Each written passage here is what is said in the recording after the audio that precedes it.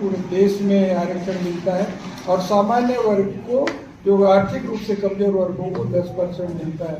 वहीं तात्कालीन सरकार कांग्रेस की सरकार रही है, जनसंख्या के को 32% आरक्षण, एसटी वर्ग को 13% आरक्षण, एससी वर्ग को और सामान्य वर्ग को भी 5% आरक्षण देने का ऐतिहासिक निर्णय छत्तीसगढ़ के पवित्र सदन में सर्वसम्मति से विधानसभा में सभी दलों के विधायकों ने सर्वसम्मति से पास करके महामहिम राज्यपाल के पास हस्ताक्षर के लिए भेजा। उसके बाद उस बिल में कोई हस्ताक्षर महामहिम राज्यपाल महोदय ने नहीं किया। आज भारतीय जनता पार्टी की सरकार है, जो आंकड़े जारी हुए हैं, जो आरक्षण का जो रोस्टर आया है, उससे साफ जाहिर हो रहा है कि ओबीसी वर्ग को छत्तीसगढ़ में नहीं के बराबर प्रतिनिधित्व मिल रहा है। नगरीय निकायों और त्रिस्तरीय पंचायतों में भाजपा सरकार के द्वारा कराए गए वर्तमान आरक्षण प्रक्रिया के चलते प्रदेश में ओबीसी वर्ग का नुकसान हुआ है। सरकार आरक्षण को रद्द कर फिर से आरक्षण कराए, ओबीसी वर्ग के आरक्षण को बहाल करे, इसके लिए अध्यादेश लाना पड़े तो लाया जाए, विशेष सत्र बुलाया जाए, लेकिन ओबीसी वर्ग के आरक्षण को बहाल किया जाए। जिला पंचायत अध्यक्ष का एक भी सीट ओबीसी के लिए आरक्षित नहीं है। नगरीय निकाय क्षेत्रों में भी ओबीसी वर्ग के आरक्षण में कटौती हो गई है। जो भी पद पिछड़ा वर्ग के लिए आरक्षित था, अन्य वर्ग के लिए आरक्षित हो गया है। पहले ओबीसी को धोखा दिया, अब सामान्य वर्ग को ठगने जा रहे हैं। जब पूरे प्रदेश में सरकार के खिलाफ विरोध हो रहा है, तब कह रहे हैं कि अनारक्षित वर्ग की आधा सीटों में पिछड़ा वर्ग को लड़ाएंगे। पहले तो पिछड़ों को संवैधानिक अधिकार में डाका डाला, अब जले पर नमक छिड़क रहे हैं।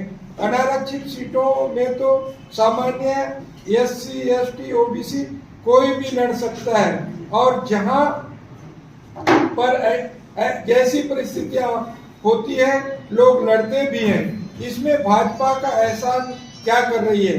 भाजपा का एहसान नहीं, बाबा साहेब के संविधान के द्वारा दिए गए आरक्षण का अधिकार चाहिए। आज देखिए, चाहे बस्तर हो, सरगुजा हो या मध्य क्षेत्र में ओबीसी वर्ग का प्रतिनिधित्व जीरो होने जा रहा है। जो जिला पंचायत से लेकर अन्य क्षेत्रों में भारतीय जनता पार्टी बहुत बड़ी साजिश के तहत इन वर्गों को जो प्रतिनिधित्व, जो निर्वाचित होकर जनप्रतिनिधि बनते हैं, उसमें भी उनको आगे बढ़ने का मौका नहीं दे रही है। भारतीय जनता पार्टी कहती है कि हम इन वर्गों का हितों की रक्षा करेंगे, मगर मुझे नहीं लगता कि भारतीय जनता पार्टी इन वर्गों के हितों की ख्याल कर पाएगी। हमारी सरकार जब केंद्र में रही हो, चाहे छत्तीसगढ़ में रही हो, ओबीसी वर्गों के हितों का हमेशा ख्याल हमारी सरकार ने किया है। 13 अनुसूचित जाति के लिए 3, ओबीसी के लिए 7 तथा सामान्य वर्ग के लिए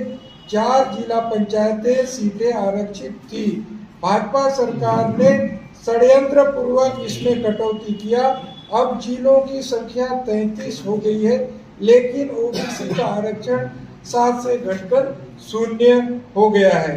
प्रदेश के सभी जिला पंचायत एवं जनपदों में जहां पहले 25% सीटें अन्य पिछड़ा वर्ग के लिए उम्मीदवारों के लिए आरक्षित हुआ करती थी, अब अनुसूचित क्षेत्रों में ओबीसी आरक्षण लगभग खत्म हो गया है।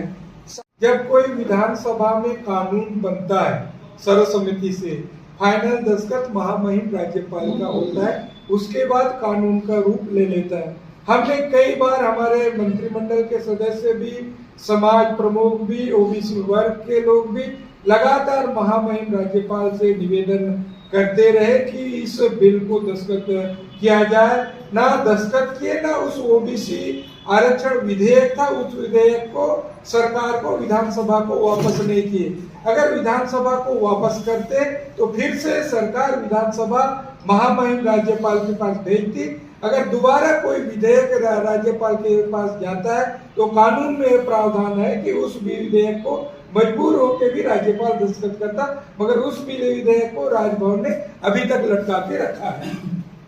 सरकार को लेकर जो आरक्षण में कटौती की गई है उसी को लेकर आज प्रेस वार्ता की गई है। ओबीसी वर्ग को यहाँ पर्याप्त प्रतिनिधित्व मिले, उनके जनसंख्या के अनुपात में आरक्षण मिले, ये हम लोगों की मांग है और इसी मुद्दे को लेकर आज प्रेस वार्ता की गई। सरकार ने ठगी की है क्या सर?